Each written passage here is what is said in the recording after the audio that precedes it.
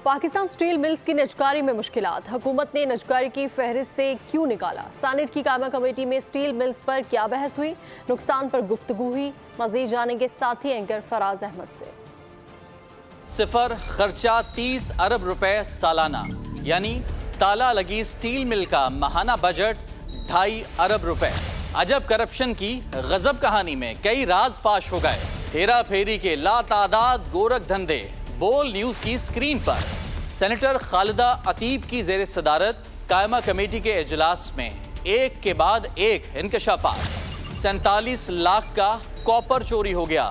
कानो कान सबको खबर हुई, मगर कोई एक्शन ना लिया गया। 2 साल में 1 करोड़ 28 लाख का स्क्रैप चोरी हो गया। हुकाम सांप निकलने के बाद लकीर पीटते रह गए।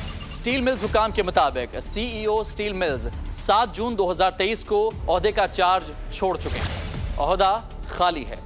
निजकारी डिवीजन के मुताबिक स्टील मिल्स का कोई खरीदार नहीं मिल सका। Chief financial officer steel mills Arif Sheikh ने ब्रीफिंग में बताया कि स्टील मिल्स ने हुकूमत पाकिस्तान से 110 अरब रुपए का कर्जा लिया। सालाना 8 अरब रुपए सूद की मद में अदा किए जाते हैं।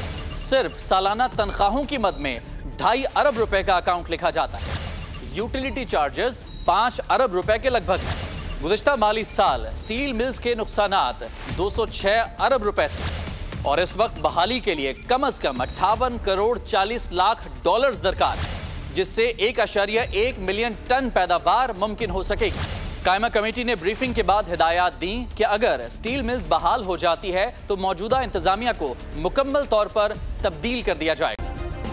सब्सक्राइब करें और बेल दबाएं ताकि कोई खबर रह न जाए।